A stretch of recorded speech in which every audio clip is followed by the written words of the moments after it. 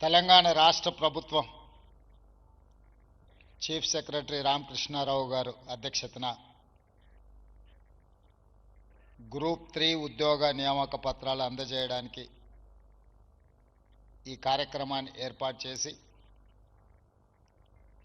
నాతో పాటు సహచర మంత్రివర్గ సభ్యులు మిత్రులు పొన్నం ప్రభాకర్ గారిని, సహచర మంత్రివర్గ సభ్యులు మహమ్మద్ అజారుద్దీన్ గారిని, అదేవిధంగా రాష్ట్ర ప్రభుత్వ ప్రధాన సలహాదారులు సుదర్శన్ రెడ్డి గారిని, అదేవిధంగా వేం నరేందర్ రెడ్డి గారిని, హర్కర వేణుగోపాలరావు గారిని, షబ్బీర్ అలీ గారిని, అదేవిధంగా హైదరాబాద్ నగర మేయర్ గద్వాల విజయలక్ష్మి గారిని, పార్లమెంట్ సభ్యులు బలరాం నాయక్ గారిని, అనిల్ కుమార్ యాదవ్ గారిని, ఆది శ్రీనివాస్ గారిని, స్థానిక శాసనసభ్యులు అరికపూడి గాంధీ గారిని, కాళే యాదయ్య గారిని, ఎమ్మెల్సీ బల్మూర్ వెంకట్ గారిని, వివిధ కార్పొరేషన్లకు సంబంధించిన చైర్మన్లను, ప్రభుత్వ అధికారులను, ఈరోజు నియామక పత్రాలు అందుకోబోతున్న 1370 మంది ప్రభుత్వ సారథులకు నూతన సంవత్సర సంక్రాంతి శుభాకాంక్షలు. ఈ నూతన సంవత్సరం, ఈ సంక్రాంతి పండగ మీ తల్లిదండ్రుల కళ్ళలో ఒక ఆనందాన్ని, గుండెల్లో ఒక సంతోషాన్ని సంపూర్ణంగా నింపుతుందని నేను విశ్వసిస్తున్నా.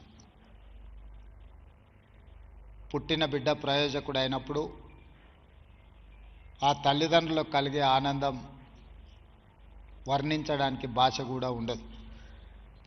మీరందరూ 90% నా అవగాహన మేరకు తండాలలో, గూడాలలో, మారుమూల పల్లెల్లో, మధ్యతరగతి, దిగువ తరగతి తల్లిదండ్రులు కష్టపడి ప్రభుత్వ పాఠశాలలో చదివించి మీ చదువుల కోసం నిరంతరం శ్రమ చేసి, కొంతమంది తల్లిదండ్రులు కూలీ పని చేసి, ఉపాధి హామీ కూలీలుగా వాళ్ళు పనిచేసి రూపాయి కూడబెట్టి మిమ్మల్ని పీజీలు, పిహెచ్డీలు చదివించి కోచింగ్ సెంటర్లలో పోటీ పరీక్షలకు తయారవ్వడానికి ప్రతి పైసా కూడబెట్టి మిమ్మల్ని నగరానికి పంపించి ఈ పోటీ పరీక్షలకు మిమ్మల్ని ప్రిపేర్ చేయడం జరిగింది.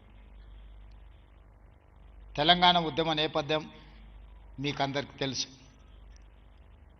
ఉస్మానియా కాకతీయ యూనివర్సిటీలలో తెలంగాణ సమాజానికి ఏ సమస్య వచ్చినా చదువులే కాదు, ఈ సమాజానికి వచ్చిన సమస్యను మేము పరిష్కరిస్తాము అని చెప్పి విద్యార్థులు ఉద్యమకారులై అవసరమైన సందర్భంలో ప్రాణ త్యాగాలు చేసి అమరులై ఈ తెలంగాణ రాష్ట్రాన్ని సాధించుకోవడం జరిగింది. సాధించుకున్న రాష్ట్రంలో ప్రధానంగా ఉద్యోగ నియామకాల సమస్య పరిష్కారం అవుతుందని మీరు, మేము, మనమందరము రాష్ట్రం ఇచ్చిన శ్రీమతి సోనియా గాంధీ గారు భావించారు.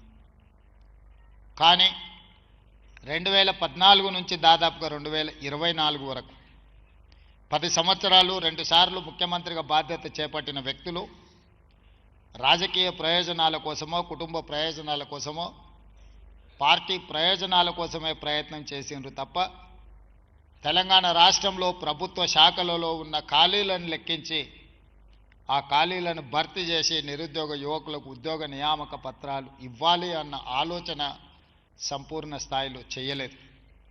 వాళ్ళ ప్రాధాన్యత క్రమంలో కుటుంబం మొదటి ప్రాధాన్యత, పార్టీ రెండవ ప్రాధాన్యత, రాజకీయ అవసరాలు మూడవ ప్రాధాన్యతగా భావించిండ్రు తప్ప మొదటి ప్రాధాన్యతగా భావించాల్సిన తెలంగాణ నిరుద్యోగ సమస్యను ఏ రోజు కూడా పరిష్కరించాలని ఆలోచన చేయలేదు.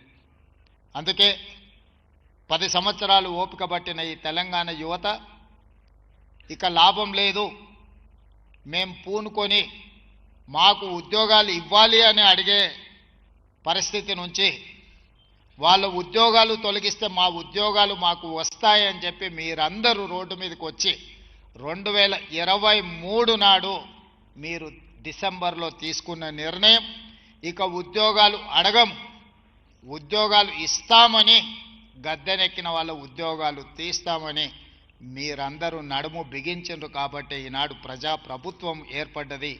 అందులో మేమందరం కూడా బాధ్యత తీసుకొని ఈరోజు ఈ వేదిక మీద మీ ఉద్యోగ నియామక పత్రాలు అందించడానికి పూర్తి స్థాయిలో కృషి చేస్తున్నాం.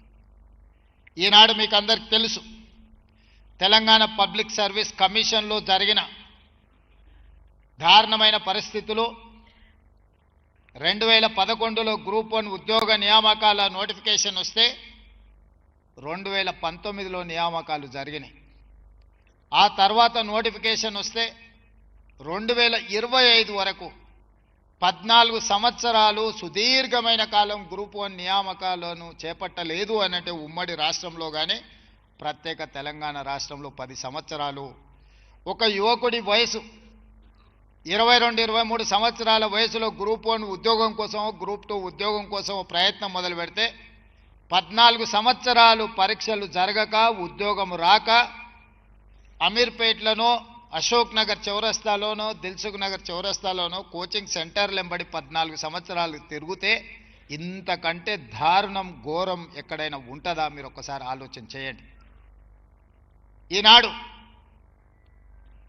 ఏ ఒక్క నోటిఫికేషన్ ఇచ్చినా, ఇప్పుడు చీఫ్ సెక్రటరీ రామకృష్ణారావు గారు ఒక మాట చెప్పారు. గ్రూప్ 3 నోటిఫికేషన్ ఇస్తే 5 లక్షల అప్లికేషన్స్ వచ్చినాయి, 2.5 లక్షల మంది విద్యార్థులు పరీక్షలు రాసిండ్రు, అందులో 1370 మంది ఎంపిక కాబడ్డారు అని. గ్రూప్ 1లో 563 ఉద్యోగాల కోసం దాదాపుగా 5 లక్షల మంది అప్లికేషన్ పెట్టుకున్నారు. గ్రూప్ 2 731 ఉద్యోగాలకు దాదాపుగా అంతే శాతం పోటీ పరీక్షలకు ప్రిపేర్ అయినారు. 5-10 సంవత్సరాలు 10 నుంచి 15 లక్షల మంది నిరుద్యోగ యువకులు హైదరాబాదు నగరంలో ఉద్యోగ ఉపాధి అవకాశాలు లేక ఇతర ఉద్యోగాల కోసము, ఇతర ఉపాధి ప్రయత్నాలు చేయకుండా ఈ ప్రభుత్వ నియామకాలలో మాకు అవకాశం వస్తుంది, అధికారులం కావాలి, తెలంగాణ రాష్ట్ర అభివృద్ధిలో భాగస్వాములై ఈ తెలంగాణను అభివృద్ధి చేయాలి అని గ్రామాల నుంచి బయలుదేరి నగరానికి వస్తే ప్రభుత్వం పోటీ పరీక్షలను నిర్వహించకపోవడం ఒక బాధ్యతారాహిత్యమైతే, నిర్వహించిన పరీక్షలు సక్రమంగా నిర్వహించకపోవడం రెండవ బాధ్యతారాహిత్యమైతే, నిర్వహించిన పరీక్ష ప్రశ్న పత్రాలు జిరాక్స్ సెంటర్లలో ఈరోజు పల్లి బఠానీలలాగా అమ్మే పరిస్థితి వచ్చి పబ్లిక్ సర్వీస్ కమిషన్కు ఉన్న గౌరవం, మర్యాద మంటగలిస్తే ప్రభుత్వంలో ఉన్న వాళ్లకు చీమ కుట్టినట్టయినా బాధ లేదు. కానీ లక్షలాది మంది నిరుద్యోగ యువకుల యొక్క జీవితాలతో చెలగాటమాడే అధికారం వాళ్ళకి ఎవరిచ్చిండ్రు? అందుకే ఈ ప్రభుత్వం ఏర్పడిన మరుక్షణం తెలంగాణ పబ్లిక్ సర్వీస్ కమిషన్ని సమూలంగా ప్రక్షాళన చేసి యూపీఎస్సీతో పోటీ పడే విధంగా నేనే స్వయంగా అక్కడికి వెళ్ళి యూపీఎస్సీ చైర్మన్ను కలిసి ఏ విధంగా వాళ్ళు యూపీఎస్సీ ఆరోపణలు లేకుండా పోటీ పరీక్షలు నిర్వహిస్తుందో, ప్రతి సంవత్సరం ఐఏఎస్, ఐపీఎస్, ఐఎఫ్ఎస్ లాంటి పరీక్షల్ని ఏ రకంగా నిర్వహిస్తున్నారో వాటి అన్నిటిని తెలుసుకొని నిష్ణాతులైన వాళ్ళను, హైలీ క్వాలిఫైడ్ పర్సన్స్ని ఈనాడు తెలంగాణ పబ్లిక్ సర్వీస్ కమిషన్ చైర్పర్సన్గా, మెంబర్స్గా మనం నియమించినాం.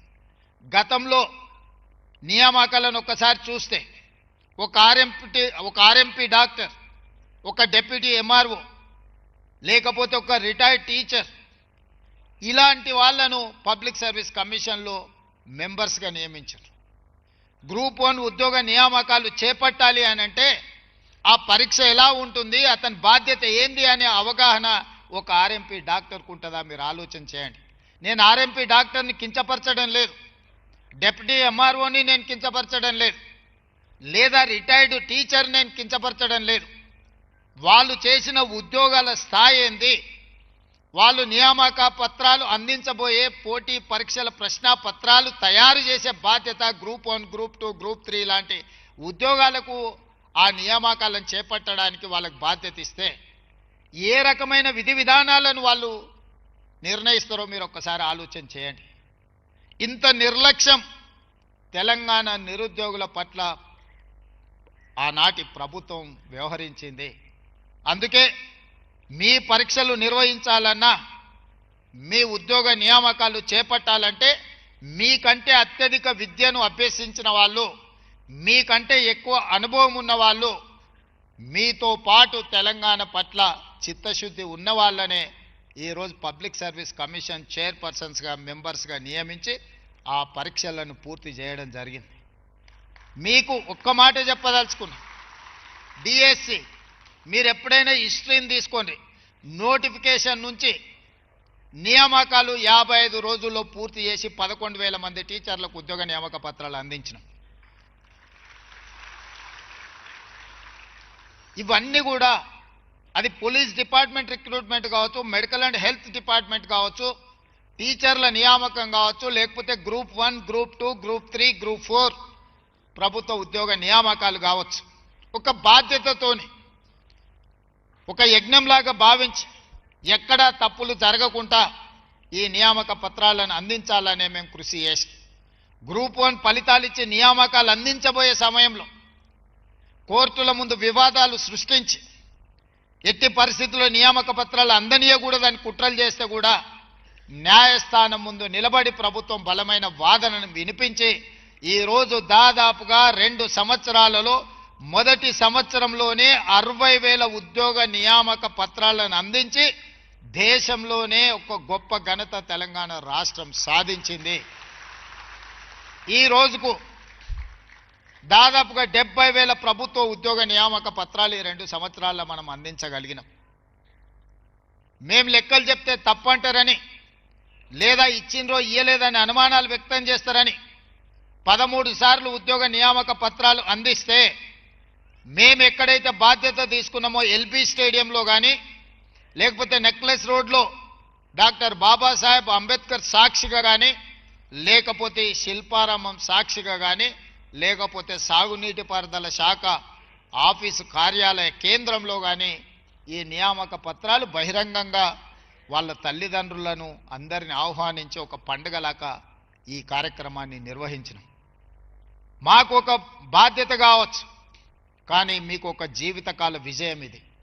మీ జీవితంలో మీ తల్లిదండ్రుల కళ్ళల్లో ఒక జీవితకాలం సమూలమైన మార్పును తీసుకొస్తుంది. ఈరోజు ఈ ఉద్యోగం మీరు కాదు, మీ భవిష్యత్ తరాలకు కూడా ఇది ఒక దిక్సూచిగా మారుతుంది. ఇది ఏదో ప్రభుత్వ ఉద్యోగము రోజుకి 8 గంటలో 10 గంటలో పనిచేస్తే వేతనం తీసుకునే బాధ్యత కాదు. తెలంగాణ రాష్ట్ర ప్రభుత్వంలో ఉద్యోగం అంటే ఇది ఒక భావోద్వేగము. ఈ తెలంగాణ రాష్ట్రాన్ని పోరాటం చేసి సాధించుకున్నది ఒక భావోద్వేగంతో. ఈ ప్రభుత్వ ఉద్యోగము మీకు మాకు ఒక భావోద్వేగం.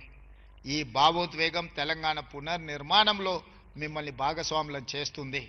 ఇందులో మీరు మేము మనందరం కలిసికట్టుగా పనిచేస్తే ఈ తెలంగాణ రాష్ట్రం దేశానికే కాదు ప్రపంచానికే ఆదర్శంగా అభివృద్ధి చెందగలిగిన అన్ని వసతులు వనరులు ఈ తెలంగాణ రాష్ట్రంలో ఉన్నాయి. అందుకే మిత్రులారా, ఈనాడు మిమ్మల్ని అందరినీ తెలంగాణ రాష్ట్ర ప్రభుత్వంలో భాగస్వాములు చేసే సందర్భంలో మిమ్మల్ని అందరినీ కలవాలి, మీతో మాట్లాడాలి, మీ తల్లిదండ్రుల కళ్ళల్లో ఆనందం చూడాలి అని ఈ ప్రత్యేకమైన కార్యక్రమాన్ని సంక్రాంతి పండుగ సందర్భంగా ఏర్పాటు చేసి మిమ్మల్ని అందరినీ కూడా ఆహ్వానించడం జరిగింది. మీ శాఖలలో మీ అధికారులకు చెప్పి కూడా మీకు ఉద్యోగ నియామక పత్రాలు ఇవ్వచ్చు. నాకు తెలిసి ఈరోజు 25 శాఖలలో ఈ 1370 ఉద్యోగ నియామకాలు మీ శాఖాధిపతులకు చెప్పి డైరెక్ట్గా మీకు ఉద్యోగ నియామక పత్రాలు మీ ఇంటికి పంపించవచ్చు.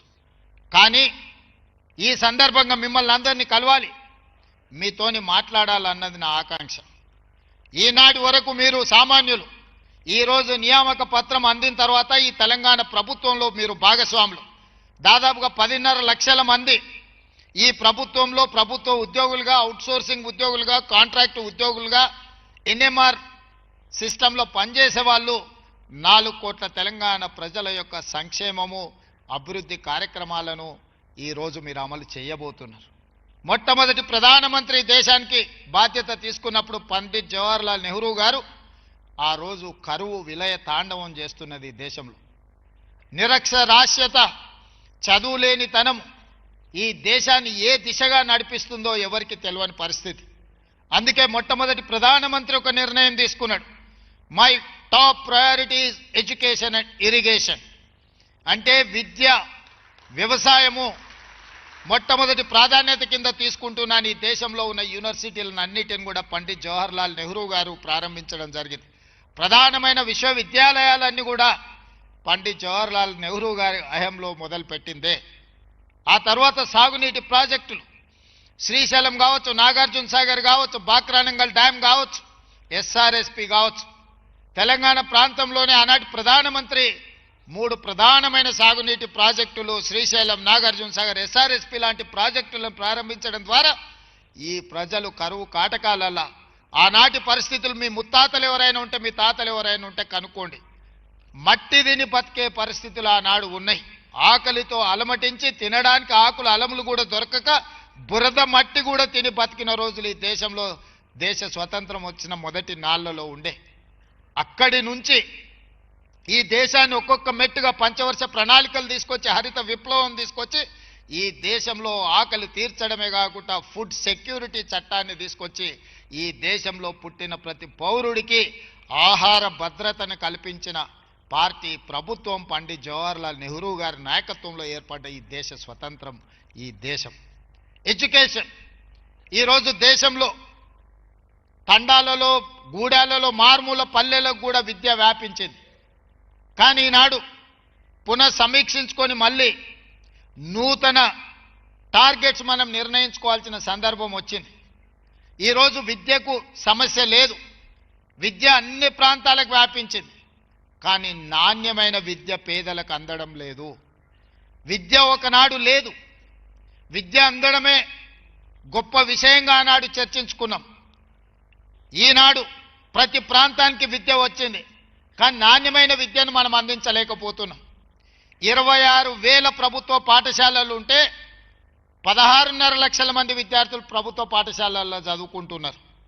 మళ్ళీ హైలీ క్వాలిఫైడ్ టీచర్స్ ఉన్నారు ప్రభుత్వ పాఠశాలల్లో, దాదాపుగా 1,20,000 మంది టీచర్స్ ఉన్నారు.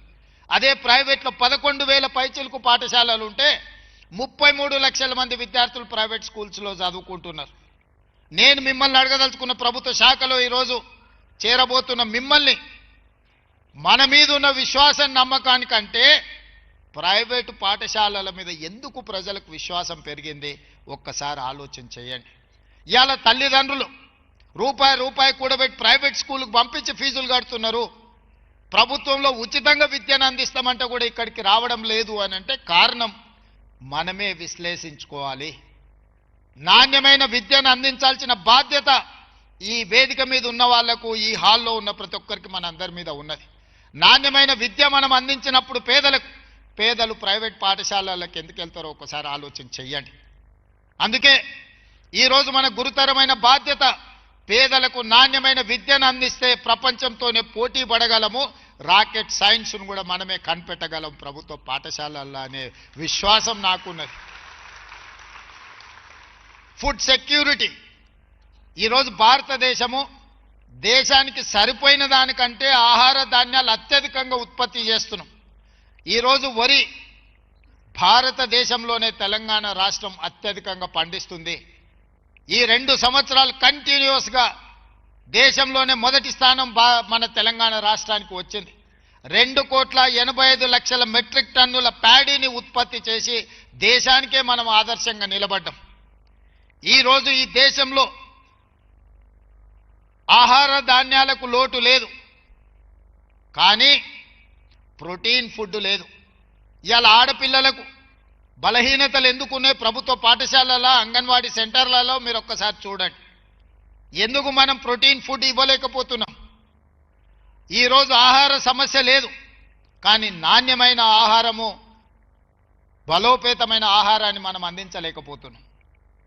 రేపటి దినం మీరు ప్రభుత్వంలో పనిచేసేటప్పుడు ఆర్గానిక్ ఫుడ్ ఎలా పండించాలి, నాణ్యమైన భోజనం ఏ విధంగా ప్రభుత్వ పాఠశాలల్లో, ప్రైవేట్లో కానీ పేదలకు అందించాలి, దీన్ని లక్ష్యంగా మనం పనిచేయాలి. ఈరోజు quality education, quality food, skill, ఈరోజు ఎవ్రీ ఇయర్ 1,10,000 మంది ఇంజనీరింగ్ గ్రాడ్యుయేట్లను తెలంగాణ రాష్ట్రం ఉత్పత్తి చేస్తున్నాయి. 1,10,000 మంది ఇంజనీరింగ్ గ్రాడ్యుయేట్లో ఎంతమందికి ఉద్యోగాలు వస్తున్నాయో ఆలోచన చేయండి. ఉద్యోగం వచ్చి ఉండొచ్చు, చదువుకున్న అర్హత తగ్గ ఉద్యోగం ఎందుకు రావడం లేదు? వివిధ శాఖల్లో ప్రైవేట్లో చాలామందికి అవసరం ఉన్నది, చాలామంది నిరుద్యోగులు ఖాళీగా తిరుగుతున్నారు. డిమాండ్ ఉన్నది, సప్లై ఉన్నది, కానీ డిమాండ్ సప్లైలో ఒక గ్యాప్ ఉంది. ఆ గ్యాపే స్కిల్ లేకపోవడం, అన్స్కిల్డ్ క్వాలిటీ ఎడ్యుకేషన్ లేకపోవడం వల్ల ఈరోజు అంతర్జాతీయ స్థాయిలో మనం పోటీ పడగలిగిన పరిస్థితులు ఉన్నా, అంతర్జాతీయ అవకాశాలు ఉన్నా మనం అందిపుచ్చుకోలేకపోతున్నాము. అందుకే ఎడ్యుకేషన్లో skill is most important subject. రేపటి రోజుల్లో మీరు స్కిల్ డెవలప్మెంట్ కోసం పని చేయాల్సిన అవసరం ఉన్నది.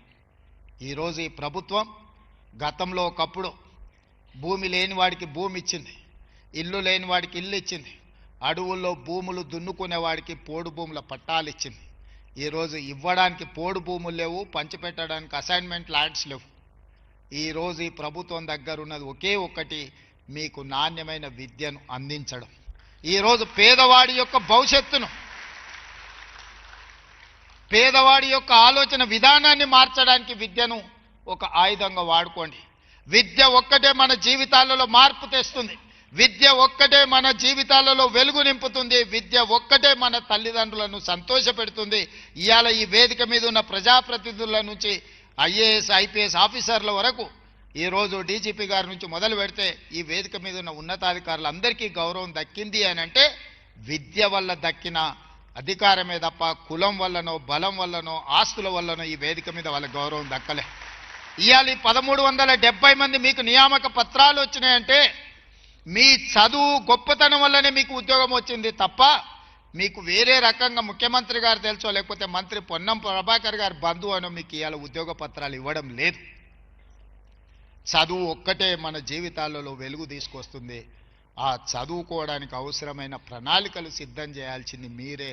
ఈ ప్రభుత్వానికి వారధులు సారథులు మీరే. మేము చేసే నిర్ణయాలు సక్రమంగా అమలు జరగాలంటే మీరు చిత్తశుద్ధితో పని చెయ్యాలి. ఈ 10.5 లక్షల మంది ఎవరూ మారలే. ఎవరైనా మారింది 2023 డిసెంబర్ 7 నాడంటే ఒక 15 మంది మంత్రులు మాత్రమే మేము మారినాం, మిగతా వ్యవస్థ అంతా సేమ్. మరి పరిపాలనలో మార్పులు రావాలి, పరిపాలనలో ప్రక్షాళన జరగాలి అంటే మీరు సంపూర్ణంగా సహకరించాలి. ఇంతకుముందు చీఫ్ సెక్రటరీ గారు చెప్పినట్టు మన ఎకానమీని భారతదేశం 2047కి స్వతంత్రం వచ్చి 100 సంవత్సరాలు పూర్తి చేసుకోబోతున్నాం.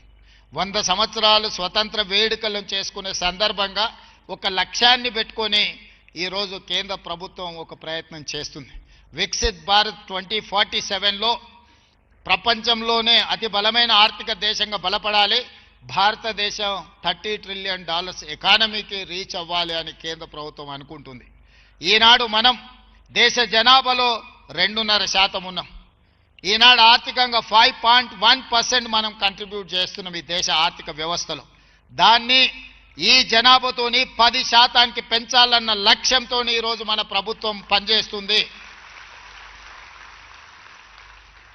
2034కు $1 ట్రిలియన్ ఎకానమీ, 2047కు $3 ట్రిలియన్ ఎకానమీ దేశ ఆర్థిక వ్యవస్థలో 10%ని తెలంగాణ రాష్ట్రం నుంచి అందించాలన్న లక్ష్యంతో పనిచేస్తున్నాం. వేదిక మీద ఉన్న ప్రజాప్రతినిధులు 2047లో ఎవరుంటారో నాకు తెలీదు, కానీ మీరందరూ 2047 వరకు ప్రభుత్వంలో ఉంటారు. ఈ తెలంగాణ రాష్ట్రం $3 ట్రిలియన్ ఎకానమీకి మనం చేరాలి అని అంటే మీ కళ్ళతో చూస్తారు, మీ చేతులతో పనిచేస్తారు, మీ మనసులో ఆ లక్ష్యం ఉండాలి. 2034 వరకు నేను గ్యారంటీగా ఉంటా, మిమ్మల్ని అందరినీ చూస్తూనే ఉంటా. $1 ట్రిలియన్ ఎకానమీకి మనం చేరాలి అని అంటే మీరందరూ సహకరించాలి. 2047 మీ చేతుల్లోనే ఉంది. మీరే $3 ట్రిలియన్ ఎకానమీకి ఈ రాష్ట్రాన్ని ముందుకు నడిపించాలి. మీరందరూ నడిపిస్తారనే సంపూర్ణమైన విశ్వాసం నమ్మకం నాకు ఉన్నది. ఎందుకనంటే మనందరం ఈ తెలంగాణ రాష్ట్రాన్ని కొట్లాడి సాధించుకున్నాం. దేశంలోనే అత్యధిక అభివృద్ధి చెందిన రాష్ట్రంగా నిలబెట్టాలి అంటే మనందరం కూడా కష్టపడి పనిచేయాలి. చివరగా ఒక మాట, అప్పుడప్పుడు రామకృష్ణారావు గారు మేము అధికారులతో మాట్లాడుకుంటూ అనుకుంటుంటాం, రాజకీయాలలో కానీ ప్రభుత్వ ఉద్యోగంలో చేరేటప్పుడు 3 రకాల దశలు ఉంటాయని పరిణామ క్రమం.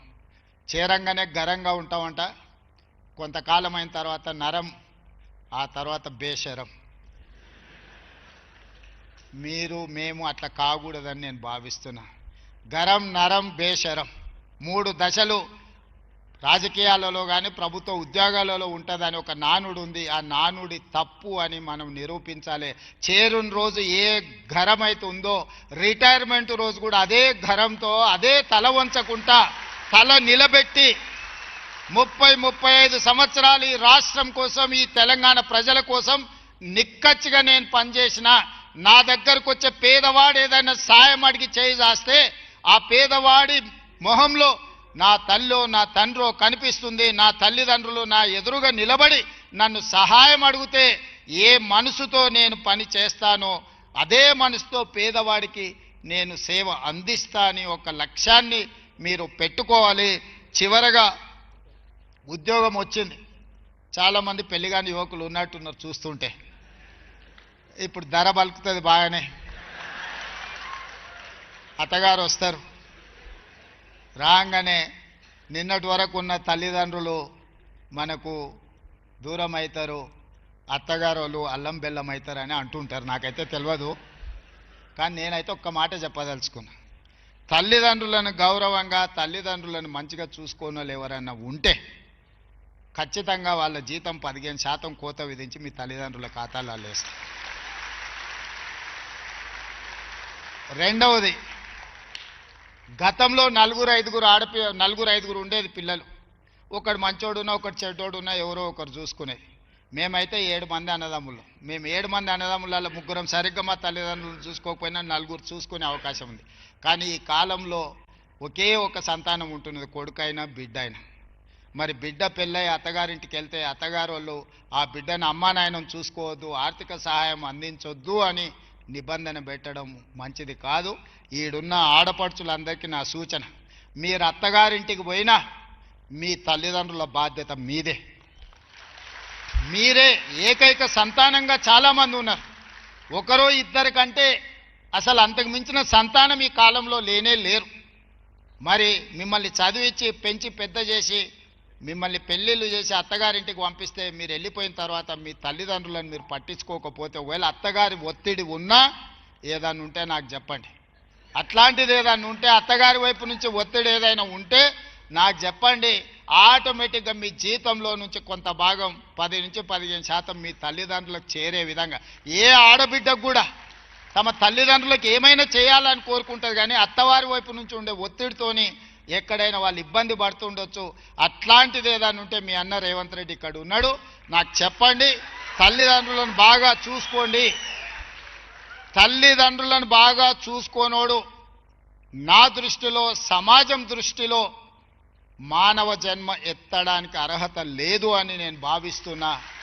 దయచేసి ఈ రోజు నుంచి ఈ ప్రభుత్వంలో మీరు భాగస్వాములు. మీ అందరి నుంచి నేను ఆశిస్తున్నది ఒకే ఒకటి, మీ తల్లిదండ్రులను బాగా చూసుకోండి. కన్న తల్లిదండ్రులను, పుట్టిన ఊరును బాగా చూసుకునేవాడు ఈ తెలంగాణ రాష్ట్రాన్ని బ్రహ్మాండంగా అభివృద్ధి చేస్తాడని నేను నమ్ముతున్నా. మీ అందరి పట్ల నాకు సంపూర్ణమైన విశ్వాసం ఉంది. రాబోయే రోజుల్లో కూడా ప్రభుత్వ ఖాళీలు అన్నిటిని భర్తీ చేస్తాము. ఎవరు ఏ రాజకీయ పార్టీల చేతుల్లో ఆయుధాలుగా మారకండి. ఎవరు మనకు చెప్పాల్సిన పని లేదు. నాకు సంపూర్ణమైన అవగాహన ఉంది. అశోక్ నగర్ చౌరస్తాలో కూర్చుంటే ఏం మాట్లాడతాం, ఉస్మానియా యూనివర్సిటీ క్యాంటీన్లో కూర్చుంటే ఏం మాట్లాడుకుంటాం, ఏం ఆశిస్తామో సంపూర్ణమైన నాకు అవగాహన ఉంది. అన్ని ఖాళీల భర్తీ చేస్తా. ప్రభుత్వంలోనే కాదు, ప్రైవేట్లో కూడా లక్షలాది కోట్ల రూపాయల పెట్టుబడులు తీసుకొచ్చి ప్రపంచంతోనే పోటీ పడే విధంగా మా యువకులను తీర్చిదిద్దే బాధ్యత నాకున్నది. చిన్న వయసులో నాకు మంచి అవకాశం వచ్చింది. చాలా సంవత్సరాలు ఇట్లాగే మీతోనే ఉంటాను, కావలసిన పనులు చేస్తాను. మీ అందరికీ మరొక్కసారి ప్రభుత్వ ఉద్యోగం సాధించిన దాంతో పాటు సంక్రాంతి శుభాకాంక్షలు తెలియజేస్తూ మీ అందరి దగ్గర సెలవు తీసుకుంటున్నాను.